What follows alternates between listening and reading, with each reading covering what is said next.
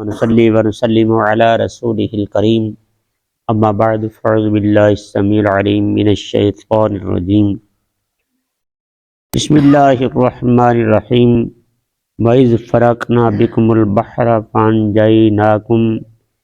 فانجيناكم وأغرقنا آل فرعون وأنتم تنظرون صدق الله مولانا العظيم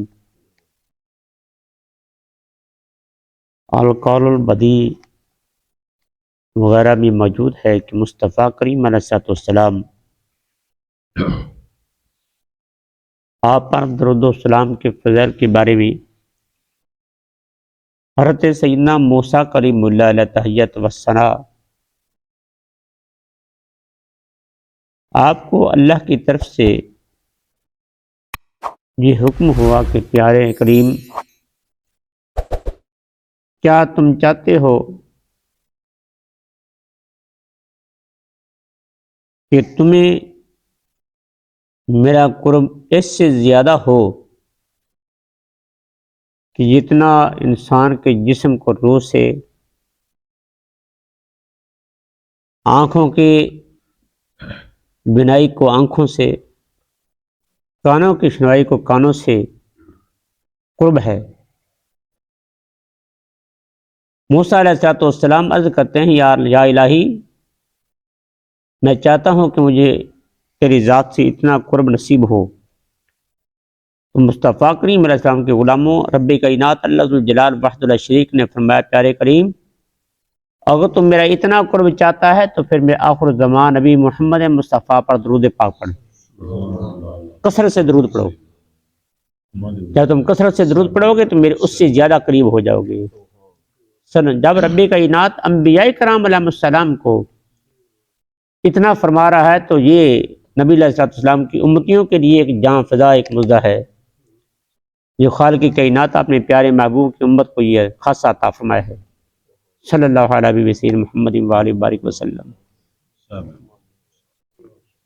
حضرت موسیٰ علیہ السلام جب چلے گا نا حضرت شعیب علیہ السلام کے پاس، اور خالق کی کائنات وحدہ لا شریک کے پیارے نبی موسیٰ علیہ السلام جب واپس اپنی اہلیہ کو لے کر آ رہے تھے تو راستے میں اللہ تعالیٰ وحدہ لا شریک جل شانہ کی طرف سے حضرت موسیٰ علیہ السلام پر خصوصی عنایت کہ ان کو نبوت جیسے، رسالت جیسے منصب سے ہمکنار فرما کر فرعون اور آل فرعون کی طرف مبعوث فرمایا کہ جاؤ پیارے موسیٰ علیہ السلام۔ وہ واقعہ بڑا طویل و عریض ہے۔ جب رب کائنات کے پیارے موسیٰ کلیم اللہ نے دور سے آگ جلتی دیکھی، صدیوں کی رات تھی، تو اپنے اہل کو کہا، اہلیہ کو کہا تم یہیں ٹھہرو میں آتا ہوں۔ وہاں پہ آگ جل رہی ہے تو وہاں پہ کوئی انسان ہوگا جس سے رستے کی خبر بھی مل جائے گی، اور شاید تمہارے لیے میں کوئی سینکنے کے لیے، تپش کے لیے آگ لے آؤں،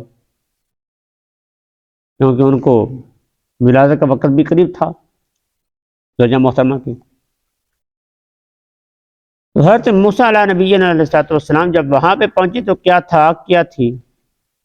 وہ طور سینا میں وہ درخت تھا جس سے اللہ تعالیٰ وحدہ لا شریک کی جلوہ جو ہے وہ ظاہر ہو رہا تھا، اور اس آگ جو نور تھا اس میں سے آواز آئی انی انا اللہ، موسیٰ میں اللہ ہوں۔ فخلع نعلیک، تو اپنے جوتے اتار دے، انک بالوادی المقدس طویٰ، تو پاکیزہ وادی میں ہے۔ اب موسیٰ علیہ السلام کے ساتھ جب بات چیت شروع ہوئی تو رب کائنات اللہ ذو الجلال نے فرمایا کہ موسیٰ ما تلک بیمینک یا موسیٰ، تیرے ہاتھ میں کیا ہے؟ تو موسیٰ علیہ السلام کو اللہ تعالیٰ کی آواز میں بڑی شرینی اور انس اور مٹھاس محسوس ہوئی۔ موسیٰ علیہ السلام نے کلام کو طول دیا کہ یا الہی یہ میرا عصا، یا یہ میرا عصا ہے، انا توکل علیہ، میں مولا اس پر میں تکیہ اپنے سہارا بھی لیتا ہوں، وحشو علی غنمی، میں اپنی بکریوں کے لیے اس کے پتے بھی جاڑتا ہوں، اور واسطے میرے لیے اس میں اور بھی کئی کام ہے۔ رب کائنات نے فرمایا موسیٰ اپنے عصا کو پھینک۔ اب موسیٰ علیہ السلام نے عصا پھینکا، وہ اژدہا بڑا سانپ بن گیا اور سانپ بھی کیا تھا، جتنا بڑا سانپ ہوتا جائے اتنا سست ہوتا جاتا ہے، لیکن اس کی کیفیت کچھ عجیب تھی کہ بڑا تو بہت تھا لیکن اس کی چلاکی اور پھرتی جو تھی اور چستی وہ چھوٹے سانپ کی طرح تھی۔ اب موسیٰ علیہ السلام دوڑ پڑے، پیچھے ہٹ کر دیکھا بھی نہ، اللہ تعالیٰ بادر شریف قرآن پر مدرم جاکو پیچھے ہٹ کر دیکھا بھی نہ موسیٰ علیہ السلام نے، خوف کی مرض دوڑ پڑے۔ رب کائنات کی طرف سے آواز ہے، موسیٰ لا تخاف، خوف نہ کر، میرے پاس رسول خوف نہیں کرتے، پیچھے آؤ۔ موسیٰ علیہ السلام پیچھے آئے، رب کائنات نے فرمایا موسیٰ اس کو ہاتھ لگا۔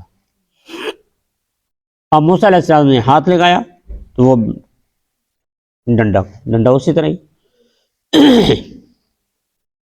یہ وہ ڈنڈا تھا جس کو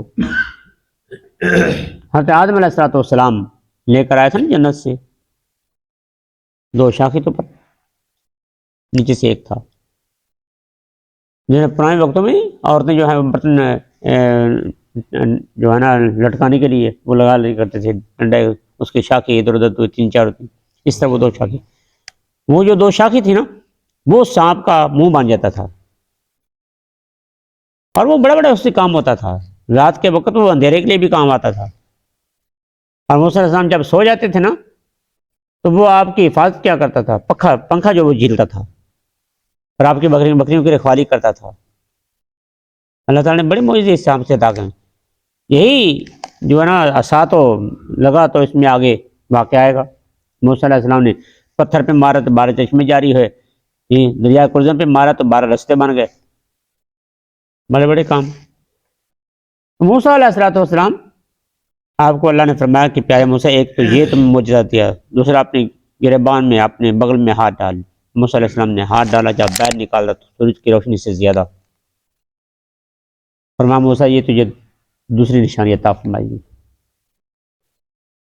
اب جاؤ جا کر تبلیغ کرو۔ موسیٰ علیہ السلام نے اللہ کی بارگاہ میں عرض کی، مولا تو نے مجھے اتنا بڑا کام سونپا ہے، رب شرح لی صدری ویسر لی امری، یا اللہ میرے سینے کو کھول دے، ویسر لی امری میرے کام میں آسانی فرما، رب شرح لی صدری ویسر لی امری واحلل عقدۃ من لسانی یفقہوا قولی، یا اللہ میری جو زبان کے لکن کی گرہ ہے اس کو کھول دے تاکہ میں میری بات کو اچھی طرح سمجھ سکیں۔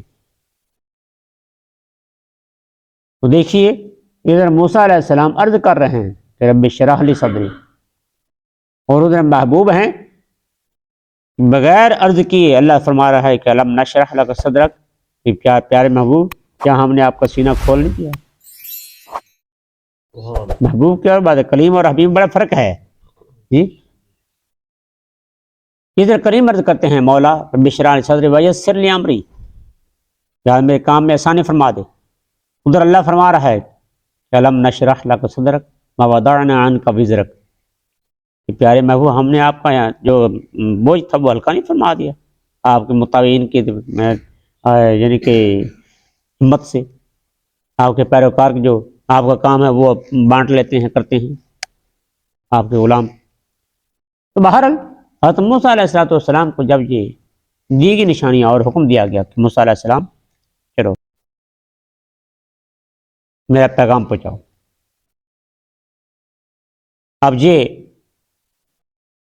حکم جب ہوا تو رب کائنات کی بارگاہ سے موسیٰ علیہ السلام نے عرض کی، مولا یہ کام بہت ہیوی ہے، تو میرے لیے میرے اہل میں سے کوئی ایک میرا وزیر بھی بنا جو میرا زور بازو ہو،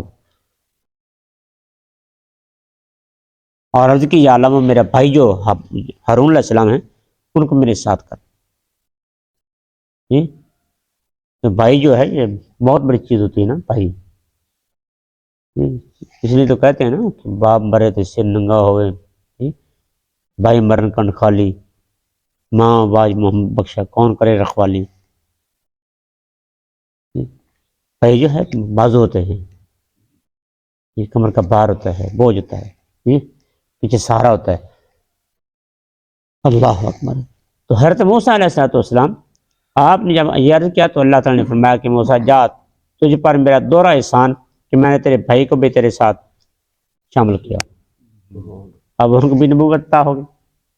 میں کہ موسیٰ علیہ السلام جاؤ، تم دونوں نے جا کر میرا ذکر کرنا ہے اور تم نے میرے ذکر میں سستی نہیں کرنی، میں تمہارے ساتھ ہوں، تم ہی غالب رہو گے، تم ہی، تمہارے دشمن مغلوب ہوں گے۔ حضرت موسیٰ علیہ السلام اب آئے فرعون کے پاس، اس کو آپ 40 سال فرعونیوں کے ساتھ مقابلہ ہوتا رہا۔ اس مقابلے میں بڑا بڑا کچھ ہوا۔ جب موسیٰ علیہ السلام آئے نا فرعون کے پاس، تو فرمایا کہ اللہ کی بات کر، کہنے لگا وہ اللہ کون ہے؟ موسیٰ علیہ السلام آپ کو اس نے ادھر ادھر کی باتوں میں مشغول کرنے کے ارادہ کیا تھا، لیکن موسیٰ علیہ السلام تو کلیم اللہ تھے، کہاں سے ڈرنے والے تھے؟ میں جو تجھے بات کرتا ہوں تو بات کی طرف آ۔ تو کہنے لگا تو ہمارے ساتھ بس صرف کھیل ہی کرتا ہے یا کوئی چیز بھی لے کر آیا ہے؟ تو موسیٰ علیہ السلام نے جب ڈنڈا پھینکا تو وہ یعنی سانپ بن گیا اور بغل میں گریبان میں ہاتھ ڈالے تھے۔ وہ کہنے لگا یہ تو جادو ہے، ہم نہیں مانتے۔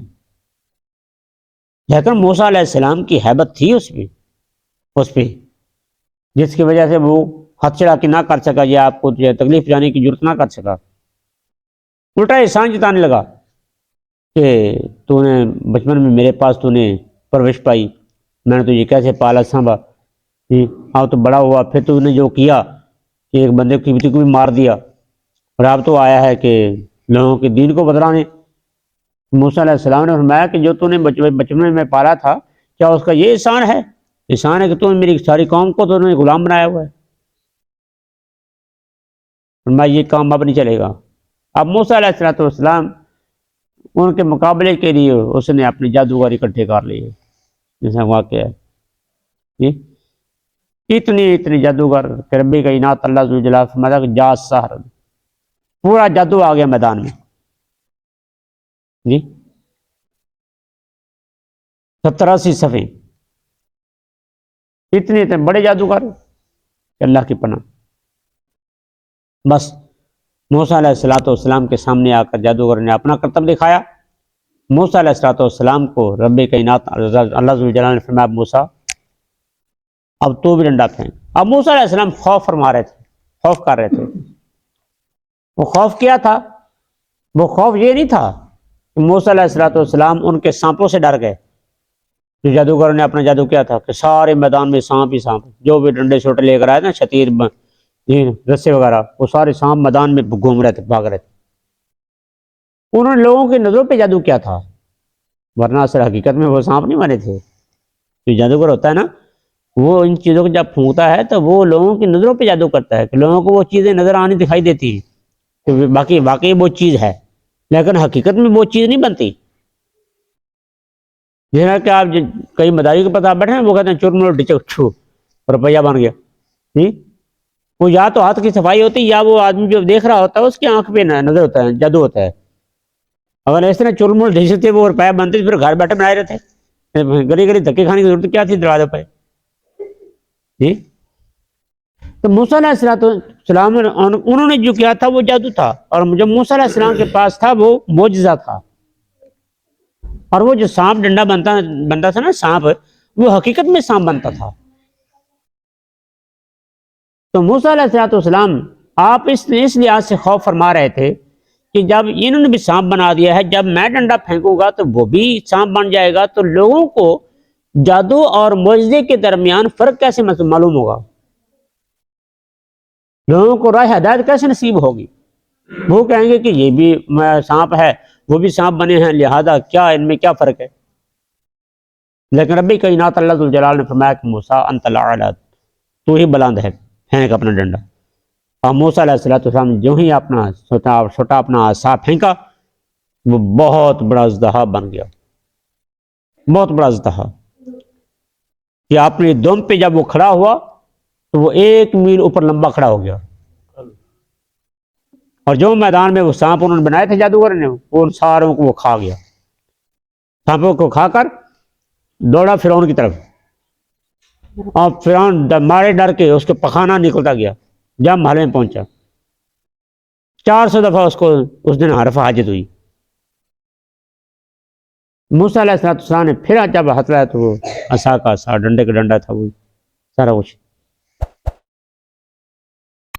جب یہ اس طرح کام کرتا رہا نہ مانا تو اس نے عرض کی، موسیٰ علیہ السلام نے عرض کی یا الہی اب یہ فرعون بہت حد تک پہنچ چکا ہے، اس میں اور بھی کئی عذابات ہیں لیکن وہ ان کی جگہ پہ ذکر کروں گا۔ اب اس کی طرف بڑھتے ہیں آیت کی طرف۔ موسیٰ علیہ السلام جب اللہ کی بارگاہ میں عرض کی مولا کریم اب اس کو ہلاک کر دے۔ رب کائنات اللہ ذوالجلال نے فرمایا موسیٰ اپنی قوم کو لے کر نکلو۔ ہلاک کو بہت دعا کی تھی لیکن وہاں پہ ہلاک یا اللہ میں تو یہ دعا کرتا ہوں تو فرعون کو ہلاک نہیں کرتا۔ رب کائنات فرمایا کہ موسیٰ جا کر فرعون کے پاس محل کے اوپر دیکھو کیا لکھا ہوا ہے، تو محل کے دروازے پر لکھا تھا بسم اللہ الرحمن الرحیم۔ رب کائنات فرمایا گو یہ بے ایمان یہ خدائی کا دعویٰ بھی کرتا ہے لیکن مجھے رب رحمان رحیم بھی مانتا ہے، اس لیے یہاں پہ اس کو نہیں ہلاک کروں گا، اس کو باہر نکال کر ہلاک کروں گا۔ اب موسیٰ علیہ السلام کو حکم یہ ہوا کہ ایسا کرو کہ تم اپنی قوم کو لے کر یہاں پہ راتوں رات مصر سے نکلو، یہ تمہارا پیچھا کرے گا، جب پیچھا کرے گا تو وہاں پہ اس کو ہلاک کر دیا جائے گا۔ اب موسیٰ علیہ السلام اپنی قوم کو فرمایا کہ تم اکٹھے ہو۔ اب فرعون جو تھا اس کی قوم سے موسیٰ علیہ السلام کی قوم نے جو زیورات تھے وہ مانگے اور باہر میدان میں انہوں نے اپنے خیمے لگانے شروع کیے۔ اب فرعون کو کچھ تشویش ہوئی کہ سارے اکٹھے کیوں ہو رہے ہیں، تو بنی اسرائیلی جو تھے انہوں نے کہا کہ ہمارا یہ عید کا دن ہے عاشورہ، تو اس لیے ہم سبھی ایک جگہ پہ اکٹھے ہو کر اپنے وہ عید کے دن منانا چاہتے ہیں۔ تو فرعون کو مطمئن ہو گیا۔ اب جب رات ہوئی تو موسیٰ علیہ السلام نے اپنی ساری قوم کو جو 12 لاکھ تقریباً تھے ان کو لے کر آپ نکل پڑے۔ جب وہاں سے آپ نے کوچ کیا تو موسیٰ علیہ السلام آپ پیچھے تھے، ہارون علیہ السلام آگے تھے سبھی کے، موسیٰ علیہ السلام پیچھے پیچھے، اور سارے اب جا رہے ہیں۔ ادھر انہوں نے کوچ کیا، ادھر صبح کو فرعون کو اطلاع ملی۔ انشاءاللہ پھر باقی مدد کل سے وما علیہ الا البلاغ المبین۔